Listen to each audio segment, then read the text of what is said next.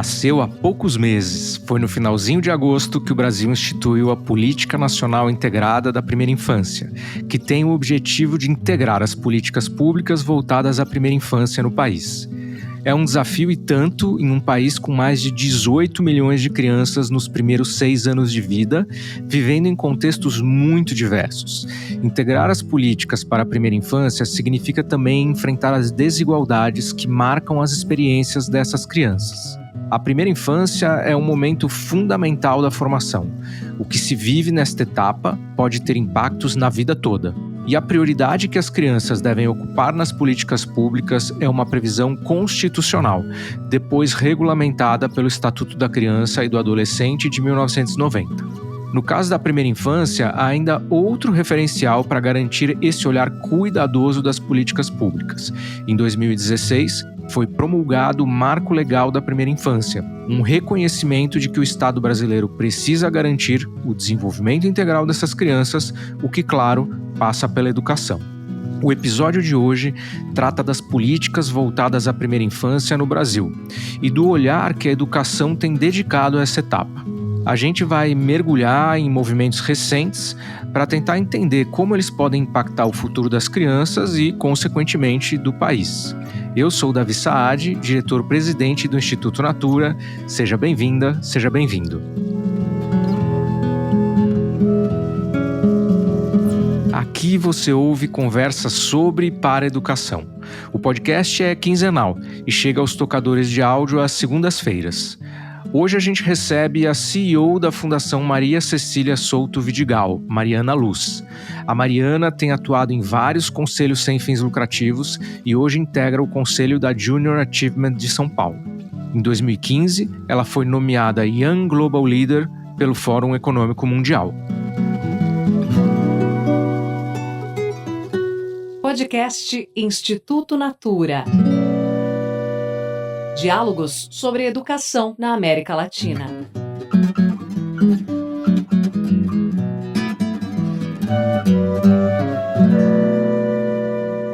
Mari, seja bem-vinda. Primeiro, antes de começar a te perguntar e explorar teu conhecimento, quero te agradecer muito aí pela presença e pelo tempo que você vai dar pra gente nessa conversa. Eu que agradeço, Davi. Um prazer imenso estar aqui. Muito bom. Mari, a Fundação Maria Cecília Souto Vidigal é provavelmente a organização que mais conhece de primeira infância no Brasil. E uma importante produção de vocês é o Panorama da Primeira Infância. Então eu queria começar por aí.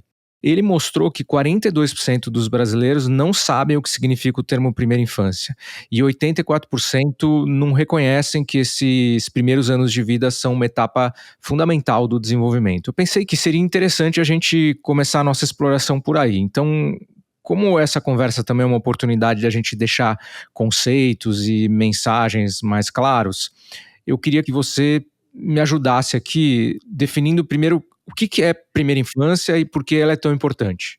Essa é uma ótima pergunta. É sempre um bom começo. A gente aqui sempre brinca na Fundação Maria Cecília Souto Vidigal que é isso. A primeira infância é o começo de tudo, é onde as bases tanto do conhecimento como dos aspectos físicos, motores, socioemocional, se desenvolvem na sua máxima potência. Se a gente puder pensar, Davi, que todo bebê nasce com o mesmo potencial.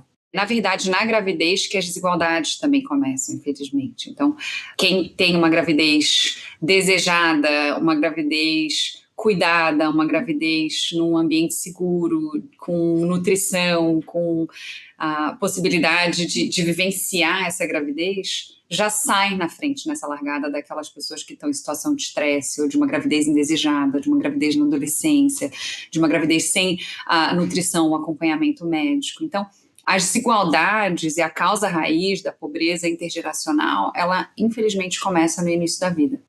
Mas, ao mesmo tempo que esse quadro de risco se estrutura, a gente tem também uma oportunidade na primeira infância de romper com esses ciclos. Se a gente conseguir, como país, como sociedade, abraçar todas as crianças, como diz a Constituição Federal, que a criança ela é uma prioridade absoluta e uma responsabilidade de todos nós, família, sociedade, Estado. Então, acho que esse lugar nosso, inclusive de sociedade civil organizada e de uma fundação que atua no campo da primeira infância e com tantas outras.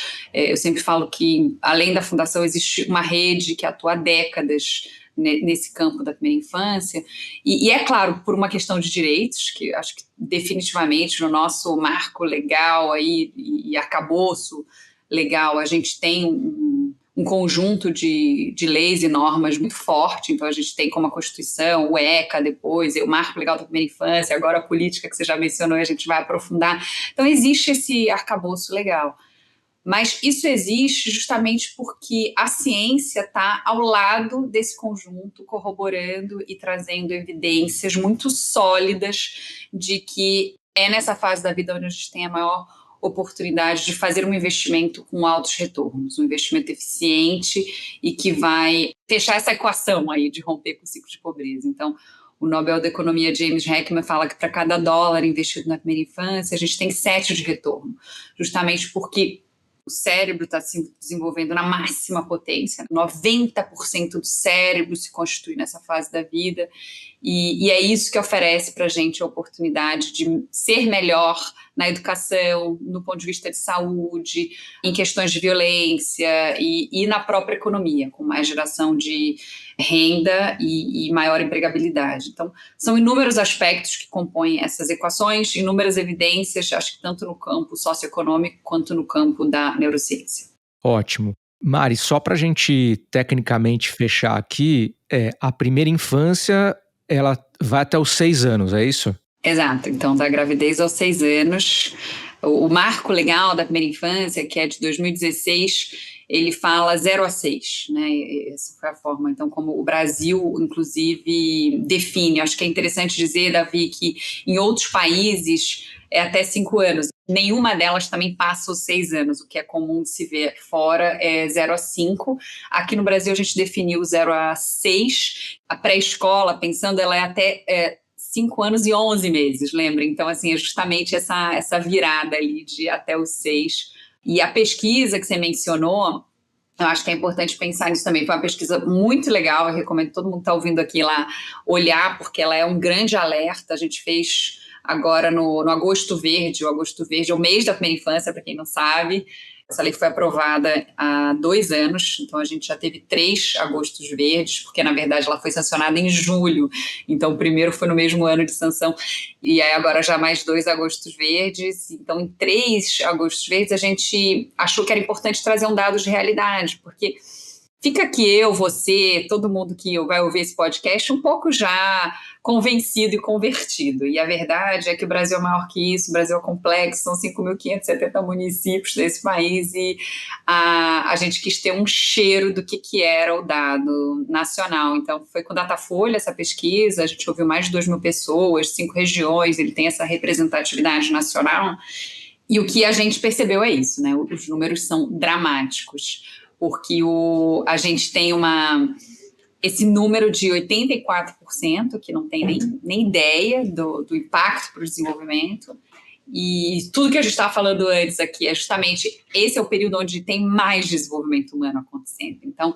se a gente vai até para o detalhe desses 84% que não consideram, eles consideram, gente, a maior parte desses 84% considera que o maior pico de desenvolvimento é depois dos 18 anos. Nossa. Então pensa, acabou a jornada da educação básica aos 18 anos, você está falando de um adulto, a inserção no mercado de trabalho para muitos. Então eu agora comecei a olhar para ele, inclusive como farol, porque se a gente não reduzir esse nível de desentendimento e ampliar o nível de entendimento, de compreensão da sociedade, vai ser difícil a sociedade demandar por essa política mesmo, para que ela seja implementada. Então, acho muito importante olhar para isso. Tudo bem, entendi o que você falou. Fico com 2 perguntas. Uma, se mesmo com essa fotografia terrível, o filme não é tão ruim assim, ou seja, isso está melhorando. Antigamente devia ser 100% e agora é 84%, que desconhecem. Então essa é uma pergunta, se você vê que isso está evoluindo. E a segunda pergunta é, como é que a gente faz para mudar isso? Olha, a gente não tem linha de base, essa é a linha de base, então a gente pode fazer esse podcast agora a cada 2 anos, eu vou te dizer se a gente está melhorando ou estagnado ou piorando, eu espero que seja a primeira opção. Mas eu sinto, e eu sei disso, assim, acho que a Fundação A Fundação faz 60 anos esse ano, então obrigada por nos dar a palavra nesse ano de aniversário. Mas há 18 ela elegeu a primeira infância, então são 18 anos atuando exclusivamente na primeira infância, embora a primeira infância seja gigantesca, porque eu sempre falo isso, ela não é só uma pasta, ela necessariamente precisa da nutrição, do campo da educação, da saúde, da assistência social, do combate à violência, do saneamento básico, da habitação, da cultura. Ela é essa política intersetorial, ela precisa dessa abordagem integral, da entrega dos serviços, dos programas públicos, claro, para que essa criança tenha a oportunidade de se desenvolver. Mas acho que a gente avançou, assim, e a legislação mostra isso, né? Você fala de primeira infância hoje, é muito mais comum, acho que sobretudo nos meios sociais e da política, você saber que isso existe, que é uma fase da vida e que tem as suas especificidades, que eu acho que é isso que é mais importante, né? Acho que a gente faz parte da agenda dos direitos da criança e do adolescente, mas com esse olhar do bebê, do pequenininho, com essa especificidade da potência do desenvolvimento acontecendo a 1 milhão de conexões por segundo, que é só nessa fase da vida que acontece. Então, isso está melhor. A gente tem uma entrada maior nos meios de comunicação, você vê muitos jornalistas falando sobre isso, de forma muito qualificada, mais pesquisa. É algo nichado. Então, é claro que um número como esse, 84%, assusta. E eu acho que a gente precisa usá-lo como uma motivação de correr atrás de um prejuízo que ainda é grande nacionalmente. Mas eu diria que tem muito mais qualificação, referência e tema. E aí eu quero fazer um paralelo aqui, Davi, que é sempre útil para o ouvinte, que é assim, terceira idade também não era um termo consolidado há algumas décadas. O termo primeira infância vai se consolidando, sim. Ele também é recente do ponto de vista assim, de sair da bancada científica, acho que tem um pouco isso, a gente sempre pensa, há conceitos que estão há centenas de anos aí e a gente ainda está correndo atrás como sociedade. Acho que a primeira infância ainda é recente, ela tem décadas de saída da bancada científica. Mas acho que esse é um primeiro ponto, assim, eu sou otimista, eu vejo o copo cheio, apesar do indicador, mas eu quero colocar ele na pauta para a gente correr atrás.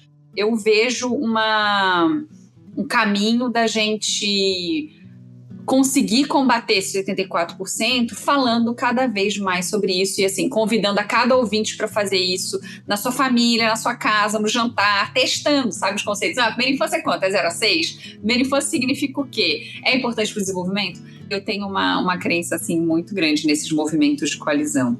Muito bom. Bom, fica aqui esse convite aí para os ouvintes. Se alguém quiser comentar como fez isso, vai ser bem-vindo também.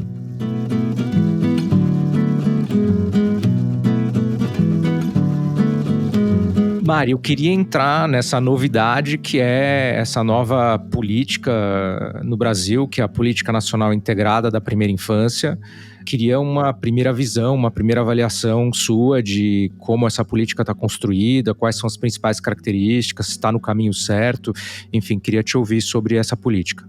Olha, a Política Nacional Integrada para a Primeira Infância, ela é fruto de um trabalho de mais de 2 anos. Então, quando foi reconstituído o Conselho Econômico, Social e Sustentável da Presidência, o conselhão, a Priscila Cruz, que já esteve aqui nesse podcast, a nossa parceira de primeira hora, fez essa sugestão de ter um GT de primeira infância lá, convidou a Fundação Maria Cida Souto Vidigal para ser relatora técnica, então a gente teve lá o papel muito ao lado do Todos pela Educação de fazer a relatoria do que seria esse GT. E o GT foi muito oportuno, Davi, porque ele percorreu o Brasil, sabe? Acho que a gente no Brasil é muito crítico e tem que ser mesmo, porque você quer ver a coisa andando, mas a gente também fez uma reflexão de olhar para o Brasil e o que o Brasil tem de bom e como que o Brasil pode aprender com o próprio Brasil. Porque é isso, o Brasil é enorme, tem coisas incríveis acontecendo, não são boas práticas, são excelentes práticas implementadas em municípios, em estados, e o convite foi esse, vamos olhar para o que é bom, vamos entender. Então, a gente fez todo um conjunto do que a ciência diz, que é um pouco do que eu já trouxe aqui, resumidamente. Quem quiser se aprofundar, vai no relatório, porque eu sou suspeita, eu sei, mas ele está incrível. Um relatório de muitas páginas entregue ao presidente Lula, o ministro Padilha e toda a cúpula ali do conselhão à época. E aí, a partir disso, Na sequência da entrega do relatório, a presidência lança um decreto já instaurando o Comitê Intersetorial da Primeira Infância e as diretrizes do que seria essa política. E depois, agora, né, nesse ano, o presidente Lula acabou de lançar, então no Agosto Verde, inclusive, a gente usou a efeméride do mês da primeira infância, no dia 5 de agosto de 2025, o presidente lança a Política Nacional Integrada da Primeira Infância. Claro, Davi, a gente está num país, que é o Brasil, que é lei pega ou não pega, então eu sempre digo isso, porque é verdade, né? A gente tem essa situação no nosso país. Então, lançar a política é um passo importante, celebrado pela gente, assim, a gente ajudou a construir as diretrizes que estavam no relatório, são as que estão previstas na política, eu entro um pouco mais nisso já, para todo mundo conhecer mais, mas eu acho que essa premissa, assim, de que se não for implementada não adianta nada, ela é muito a tônica de como a gente está se posicionando, defendendo, inclusive contribuindo, tá?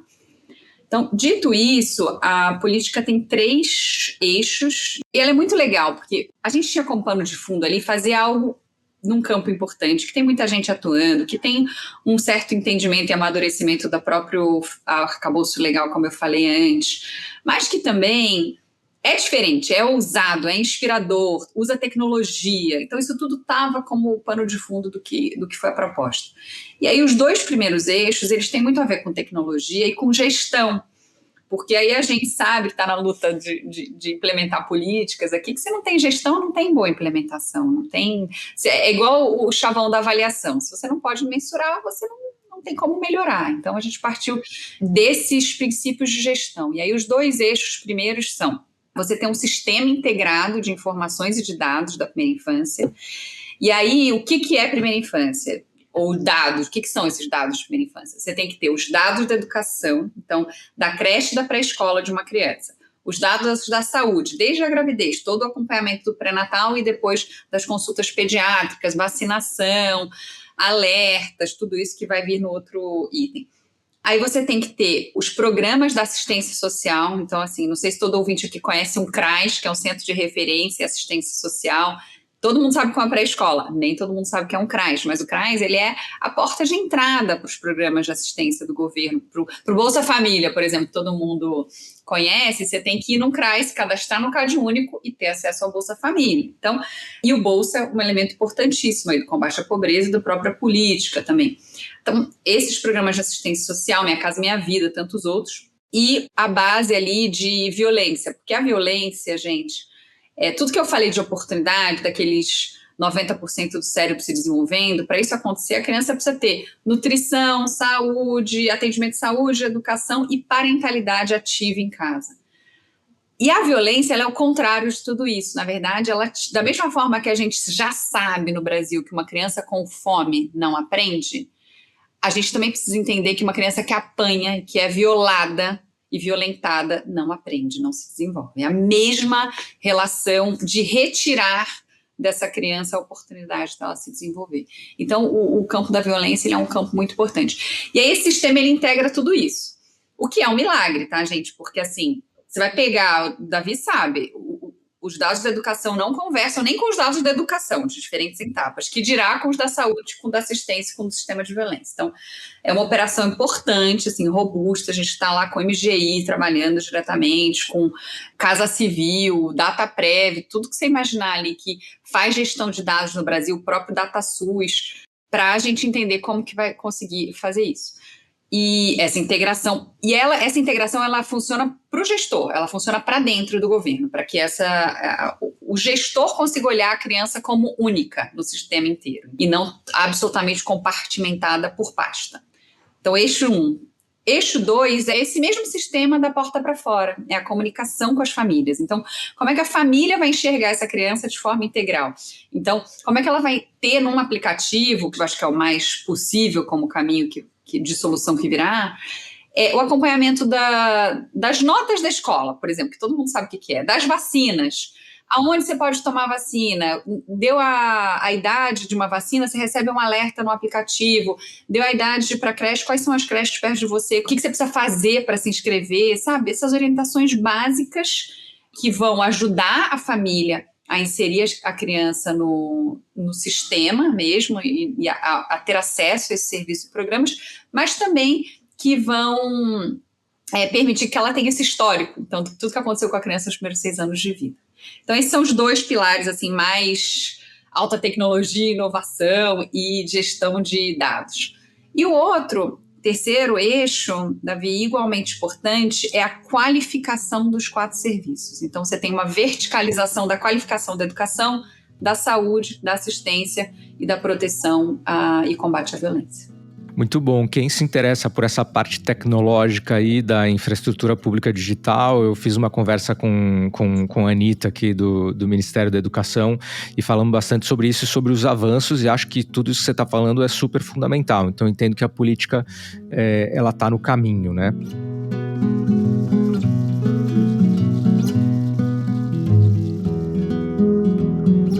Mari, o mote aqui desse podcast é conversa sobre paraeducação. Então, quero dar um mergulho aí na parte da educação em si, da primeira infância. E aí, acho que a primeira coisa, você citou creche, pré-escola, eu ouço falar de educação infantil, então queria entender essa terminologia aqui, né? O que está composto na educação da primeira infância? Qual a diferença creche, pré-escola, educação infantil, primeira infância? Me ajuda a entender um pouco melhor essa terminologia para eu te fazer mais perguntas. Boa. Sabe que, às vezes, a minha turma que ouve ensino infantil e aí não gosta. Fala, não, isso não existe, essa terminologia está errada. Então, vamos mesmo qualificar. O termo é educação infantil. A educação infantil, ela é a primeira etapa da educação básica, então a gente sempre fala mais do Fundamental 1, Fundamental 2, do médio. A educação infantil é essa primeira etapa. Ela está composta tanto pela creche, que aí é a primeira etapa mesmo, que é 0 a 3 anos. Lembrando, Davi, que a creche não fazia parte da educação básica até a LDB, até 96, gente, então é muito recente mesmo, sabe? Tanto que muita gente acha que a creche não é importante, ou que ela é só para a criança ficar, para a mãe e o pai poderem trabalhar, e não, e a gente pode também entrar nisso um pouquinho também. Mas então, creche, primeira etapa, 0 a 3, e pré-escola, segunda etapa da educação infantil, que é 4 e 5 anos, já uma etapa obrigatória. A creche ainda é uma etapa voluntária, opcional, embora também haja espaço para conversar sobre isso. Só para você ter uma ideia, hoje no Brasil, a creche, a gente tem cerca de 37% da população relativa a esta etapa com acesso à creche. A nossa meta era 50% do PNE, o PNE está sendo discutido agora, a revisão está prevendo 60%. A gente acha que tem que ser mais atendimento à demanda do que necessariamente um percentual nacional, porque o Brasil é muito diferente. Pré-escola é obrigatório, então deveria ser 100%. A gente está na faixa do atendimento hoje de 94%.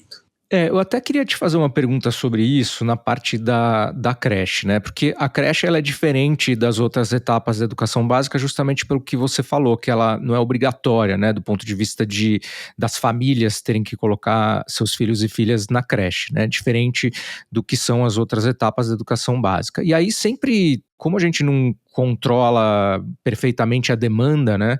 Fica essa dúvida de se falta creche, se não falta creche. Você aí, pelo teu conhecimento, tudo que vocês têm estudado, a gente ainda não chegou no estágio em que toda a demanda está satisfeita ou já chegou? A gente ainda tem um problema de acesso a creches no Brasil? Sim, um problema imenso de acesso à creche no Brasil e um acesso desigual de creche no Brasil. Acho que então, pensa que os quartis de renda mais altos têm mais acesso à creche e os quartis de renda mais baixos têm menos acesso à creche. Então, a luta aqui é justamente por mexer nisso, Davi, porque essa coisa de ser voluntário e a família decidir se coloca ou não na creche, ela é injusta, essa é a verdade, porque a maioria das famílias de alta renda entendem e valorizam a creche e aí colocam, e as famílias de baixa renda colocam talvez por uma necessidade, mas acho que talvez não tenham entendimento, não colocam, porque não sabem quão importante pode ser a creche para a criança nessa fase da vida. E acho que além disso, tem toda uma questão mesmo de disponibilidade de vagas, porque a gente tem olhado para isso e tem os números. e de você fazer o que você falou da fila. As filas de creche, elas geram bastante matéria. Prefeitos são super interessados nisso e sempre usam o tema da creche nas campanhas, porque a creche ela é um tema intersetorial também, se você pensar. Ela é de aprendizado, ela é importante para o aprendizado da criança, fundamental, isso está comprovado. Mas ela também é importante para a segurança alimentar, eu sempre falo, a maioria de creche pública no Brasil é integral, diferente de pré-escola até, tá? O que é ruim, é péssimo, você tem a criança na creche no integral, depois ela vai para a pré-escola sem ser integral, e aí a mãe não sabe o que fazer com essa criança, e acaba tendo soluções criativas que são prejudiciais para o desenvolvimento e para o aprendizado da criança, tá? Mas numa creche integral, você tem, além da aprendizagem, a segurança alimentar, o tema da segurança física também, a escola e a educação infantil, gente, pensa que a criança de 0 a 3, ela pode não falar ainda, certo? Então, a creche ela e a escola, do modo geral, um dos principais canais de denúncia contra a violência infantil, sobretudo para os pequenininhos, porque, na verdade, os professores que percebem comportamento, marcas no corpo, e são os agentes de denúncia. Então, ela é esse lugar protetivo, de segurança mesmo, de segurança alimentar, de aprendizado, e ainda é, de fato, sem dúvida nenhuma, é importante falar isso, um lugar que permite às mães se reinserirem no mercado de trabalho, embora os dados sejam péssimos também, assim, depois de ter filho, as mães demoram mais de uma década, normalmente, para se reinserir no mercado de trabalho, tá? E aí, a solução que a gente está sugerindo no Congresso, para o PNE, Davi, é na linha que você trouxe. Já tem uma lei que obriga os municípios a divulgarem atendimento e demanda de creche. Isso foi feito primeira vez ano passado, a gente está aprimorando isso porque eles não têm ferramentas para fazer isso ou mecanismos comparativos que sejam eficientes, mas acho que foi um primeiro movimento, e agora a nossa sugestão é isso, é que a gente tenha atendimento à demanda. Por quê? São Paulo hoje atende mais de 60%, está acima da meta.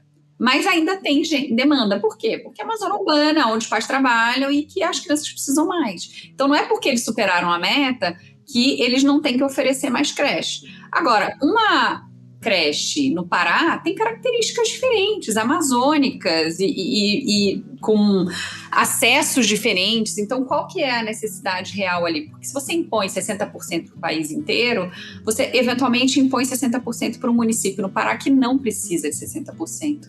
E é isso que a gente está discutindo, que eu acho que é justamente a qualificação da implementação de políticas para um país tão continental quanto o nosso. Perfeito.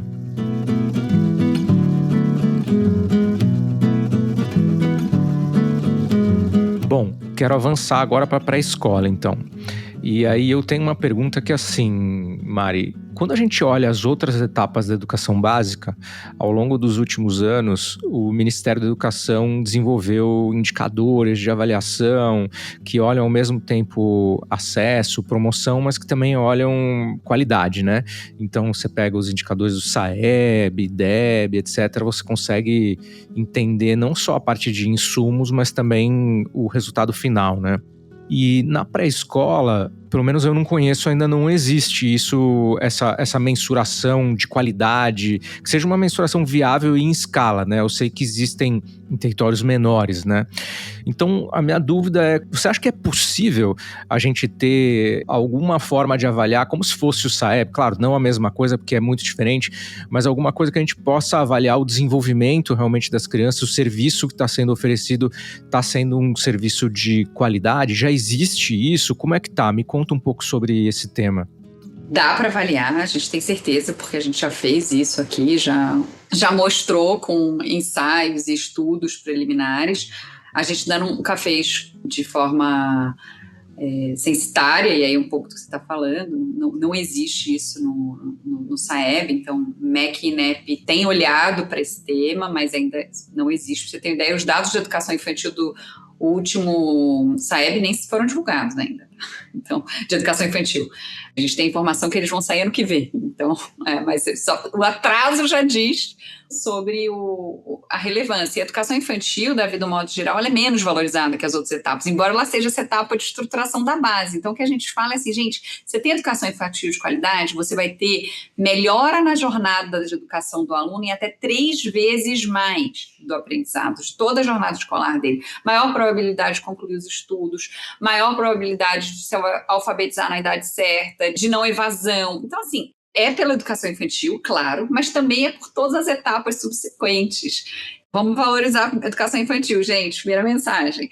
Mas dá para avaliar também, segunda mensagem. A gente tem instrumentos aqui que a Fundação, com outros parceiros, Itaú Social, por exemplo, Movimento Bem Maior, investiram para trazer para o Brasil, traduzir, aplicar e mostrar o resultado. Esse é um instrumento e existe hoje um investimento numa simplificação desse instrumento com a Fundação Carlos Chagas, para que isso possa ser, porque de fato são avaliações mais caras, presenciais e tudo um pouco que você está falando, justamente são crianças pequenas.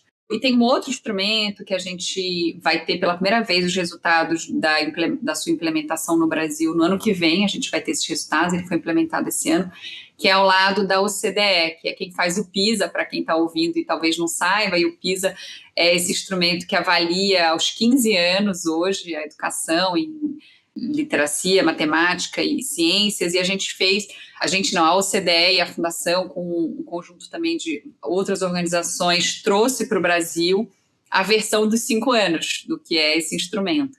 E o mais legal, Davi, que eu acho que para todo mundo entender aqui, é possível aplicar e fazer, é um instrumento super adaptado para essa etapa, lúdico aos 5 anos, mas ele não olha só para a criança, ele olha para a criança, para a família, e também para os professores, porque essa visão da criança como um ser dentro de uma comunidade, que tem outros atores ali que têm algo a dizer sobre ela, mas os resultados serão da performance dessa criança, né, de como está a aprendizagem dessa criança.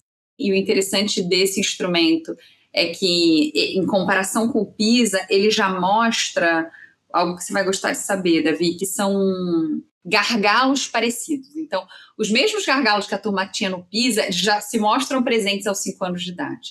Então, justamente para a lógica da eficiência da educação, o que significa? Que se a gente investe no início, a gente talvez não tenha que, de forma menos eficiente, tentar fazer essa criança recuperar aquele aprendizado lá aos 15 anos. Então, a gente vai ter isso, é novo, a gente tem também dialogado, inclusive vai fazer parte, a Fundação faz parte desse GT novo do INEP para a educação infantil e vai olhar para o SAEB. Mas são construções, eu acho que assim, como eu falei, as evidências são décadas, são relativamente recentes, eu acho que a criança tem pressa, então sou sempre um pouco inquieta e acho que a gente está atrasado, mas eu acho que a gente também tem que ser paciente e acreditar nas melhoras e nos passos que a gente tem dado, e eu acredito que no campo da avaliação também a gente está nesse lugar. Legal. Bom, Mari, eu tenho umas 150 mil perguntas, mas tem uma coisa que eu quero te perguntar. Eu não posso terminar antes de te ouvir sobre isso, talvez até seja um assunto meio delicado, não sei, que é a questão da relação entre educação infantil com a alfabetização. Eu sei que existem posições conflitantes de gente que acha que já se deve trabalhar esse tema na educação infantil, gente que acha que não deve trabalhar, que a educação infantil tem uma relação com a alfabetização a posteriori, acho que isso ninguém tem dúvida, né? Mas o trabalho desse tema na educação infantil, como que vocês veem essa questão? Davi, a gente acredita no que está escrito na Base Nacional Comum Curricular para a Educação Infantil. E o que a BNCC diz é: a gente precisa dar todos os instrumentos para a criança se alfabetizar na idade certa, que é até o 2º ano do fundamental. Mas isso começa na pré-escola, já na creche também, então na educação infantil como um todo, mas a alfabetização não é parte da educação infantil, então ela não deve acontecer até os 5 anos, ela acontece depois.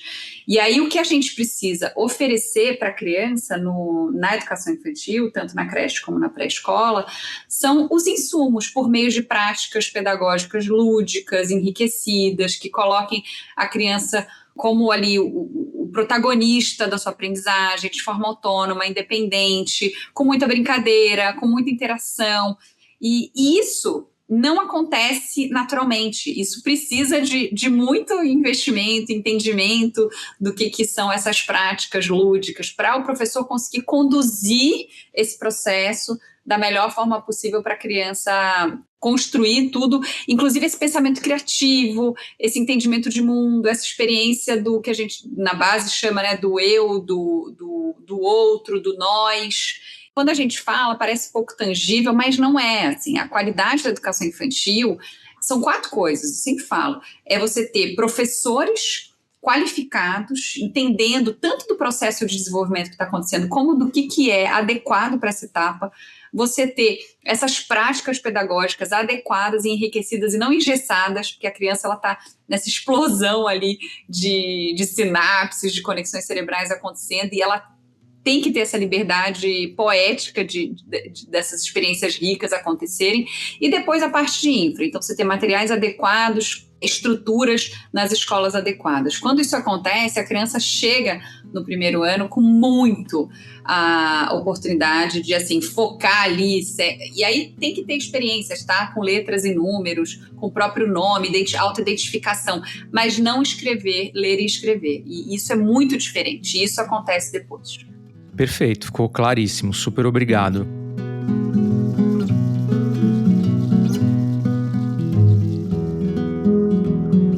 Eu sempre termino os episódios com uma pergunta que eu fico muito curioso para ouvir a resposta.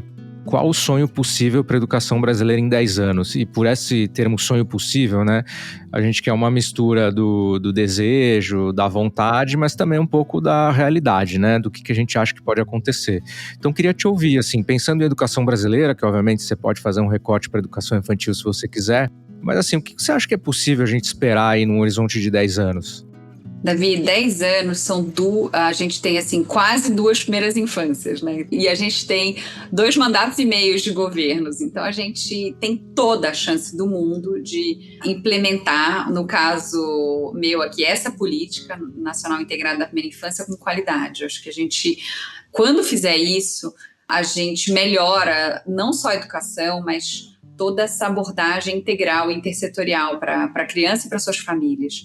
E o meu sonho é que essa política seja igual ao Bolsa Família hoje, que ela seja tanto uma prioridade política como uma demanda real da população, porque só quando ela tiver esses 2 pilares que a gente não vai poder abrir mão dela, nem como sociedade e nem nenhum político vai ter espaço para abrir mão de uma política que é tão potente, que é tão estrutural e que pode, de fato, combater as desigualdades na sua causa raiz no nosso país. E esse, sem dúvida, é meu sonho e eu espero que ele se concretize, porque eu acho que tem chances. Muito bom, vou sonhar aí junto com você. Eu acho que, Mari, bom, queria te agradecer muito. Eu acho que você falou uma coisa que, para mim, é verdade, que talvez a educação infantil seja da educação básica a parte menos conhecida, assim, pelas pessoas. Eu mesmo, que já estou na área da educação faz muitos anos, aprendi um montão aqui com essa conversa, então queria super te agradecer. Obrigada, Davi, obrigada a todo mundo aí do Instituto Natura pela oportunidade, um prazer estar com vocês e seguimos juntos, porque é isso, é de mãos dadas que a gente vai mais longe. Muito bom, então ficamos com isso, gente, vamos conhecer mais a primeira infância. Obrigado, Mari, obrigado a todos e todas, tchau, tchau. Tchau, pessoal. Queria te convidar para seguir o podcast no seu tocador favorito e deixar um comentário contando o que você achou desse episódio. Te convido também para avaliar o podcast no Spotify. Se você gosta, dá 5 estrelas. Pelo Spotify, a Thalísia Wise escreveu que achou a troca do episódio sobre o investimento privado na educação super relevante e ainda aproveitou para dizer que acha a Fabiana Priante, CEO da B3 Social, nossa convidada na conversa, uma inspiração.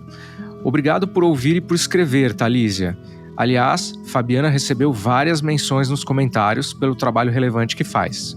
Bom, obrigado por ouvir essa conversa, compartilha ela com quem você acha que pode gostar. Obrigado também às consultoras de beleza e à equipe de Natura Crer Pra Ver. O próximo episódio do podcast do Instituto Natura chega em 15 dias. Até lá! Este podcast é uma produção do Estúdio Guarda-Chuva para o Instituto Natura. A edição é do Matheus Marcolino, a sonorização e a mixagem são do Pedro Yanxur, a trilha sonora é da Estela Nesrini e da Todo Canto Produção Cultural. Pelo Instituto Natura, a coordenação de comunicação é da Raquel Mello.